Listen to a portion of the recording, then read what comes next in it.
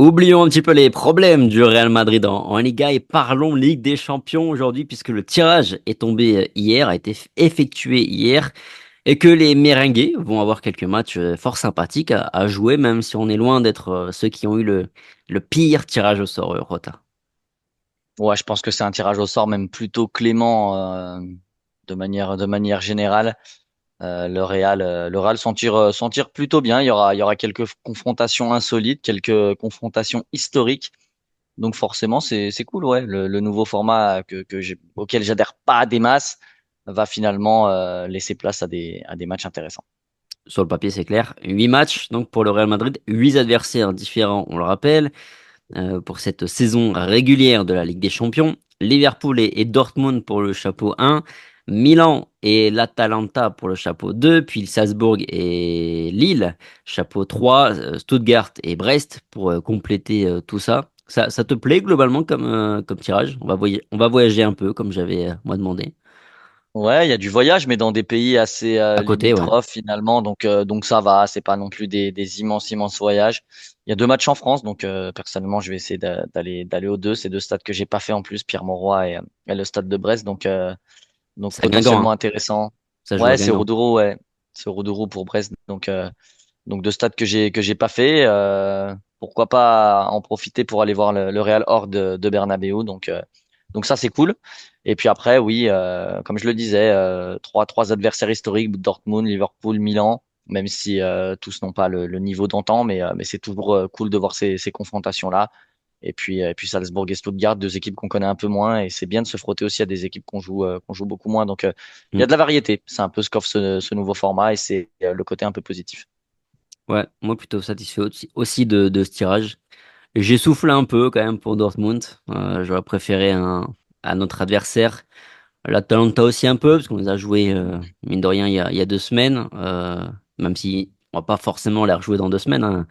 D'ailleurs, je précise tout de suite que le calendrier sera dévoilé samedi ou peut-être dimanche au plus tard, et que ça ne sera pas forcément dans l'ordre des chapeaux, les confrontations. Après, le reste, ça me convient bien. Liverpool à Anfield, ça va être le gros test pour les merengues dans ce programme. Ouais, c'est le déplacement le plus compliqué, hein, on va pas se mentir. Mais même aller jouer à l'Atalanta, Non. ça va pas être si simple que ça. Mais c'est des bons tests. On a un Real Madrid qui a besoin d'être testé face à des formations qui évoluent de manière différente, avec des systèmes tactiques différents, avec des approches différentes, que ce soit sur des blocs bas ou des équipes qui jouent, des équipes qui ont la possession, d'autres qui subissent beaucoup plus. Donc cette variété va permettre aussi au Real Madrid de jauger face à beaucoup d'adversaires de différentes typologies. Et ça peut aussi aider à la saison, ou alors ça peut noyer le Real aussi, mais voilà, j'imagine pas ce scénario-là, évidemment. Mm. Après, on a l'AC Milan, Bernabéu, c'est bien aussi. Je crois que tous les deux, on l'avait réclamé. En tout cas, Ouais. c'est un joli clin d'œil pour Carlo Ancelotti, même si, bon, s'il est encore sur le banc du Real Madrid d'ici là, hein, le calendrier sera dévoilé samedi ou dimanche. Euh, je plaisante Ah, ça serait évidemment. bien. Plaisante évidemment. Carlo Ancelotti, je pense, fera la saison quoi qu'il arrive. Salzbourg et Stuttgart, ça t'inspire quoi? Lille et Brest aussi? Bon, comme je disais, Lille et Brest, ça m'inspire simplement le fait de pouvoir aller potentiellement voir le Real en France. Lille, ça peut être intéressant comme confrontation, mine de rien. Je trouve Ouais. qu'ils ont très bien recruté. Je pense que le début de saison est plutôt probant. Voilà, la patte Genesio fait son effet, donc ça peut être intéressant. Brest, je pense que c'est vraiment le petit pousset. Euh, je pense très sincèrement qu'ils vont se faire éclater de toutes parts par tout le monde parce que c'est très faible, tout simplement. Et puis Salzbourg et Stuttgart, je connais beaucoup moins. Je vais pas mentir.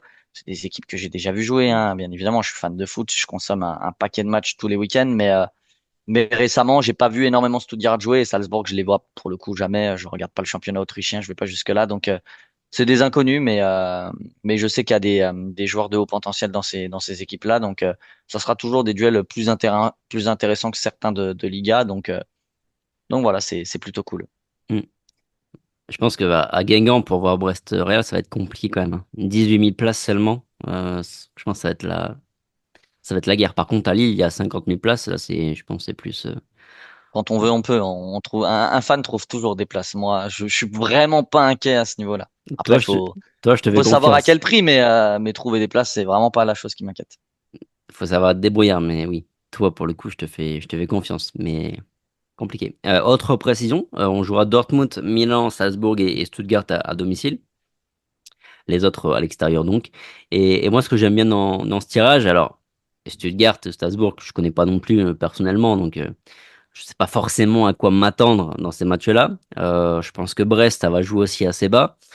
Mais pour le reste, je pense qu'on peut avoir des matchs fort sympathiques.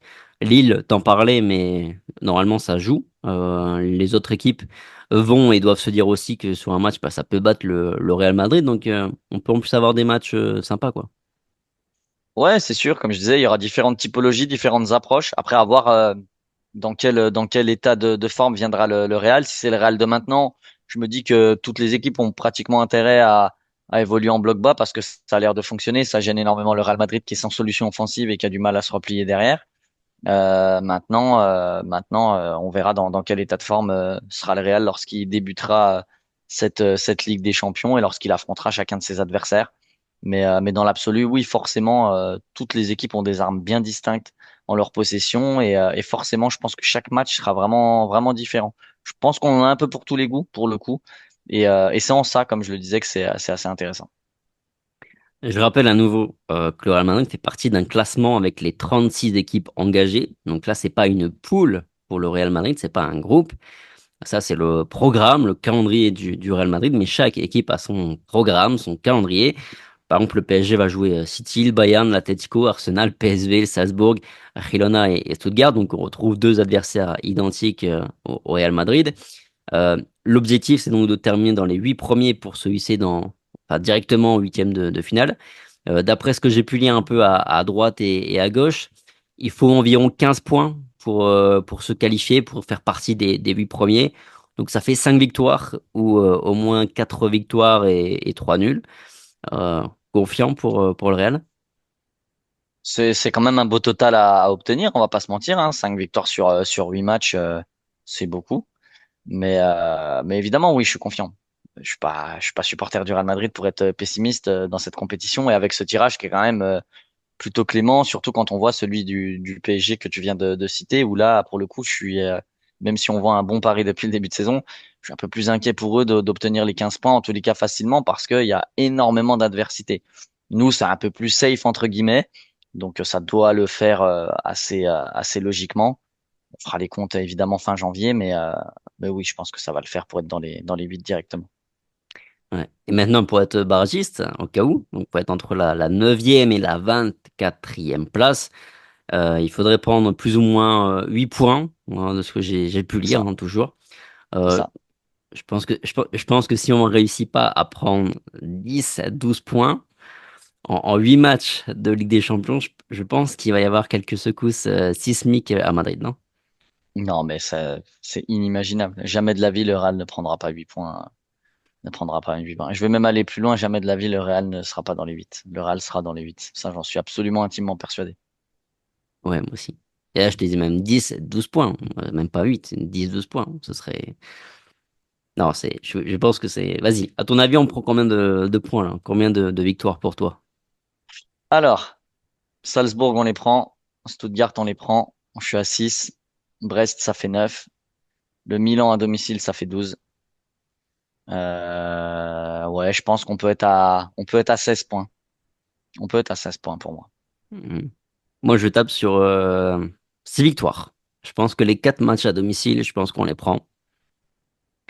Ensuite, je pense qu'on fera 2 victoires sur 4 à l'extérieur. À Anfield, ça va être compliqué. À l'Atalanta, ça peut être aussi compliqué. Donc, on peut en perdre l'un des deux ou faire une défaite et un match nul, pourquoi pas. On peut aussi se faire surprendre à Salzbourg, hein, pourquoi pas. Euh, 6 victoires pour moi. Donc, ça nous N'oublions place. pas de toute façon que le Real adore ces matchs-là, et même si le Real n'est pas bon en ce moment, quand il y a de l'adversité comme ça, c'est là où nos joueurs se transforment en Super Saiyan et où Vinicius, par exemple, et d'autres se mettent à briller. Donc, je suis confiant.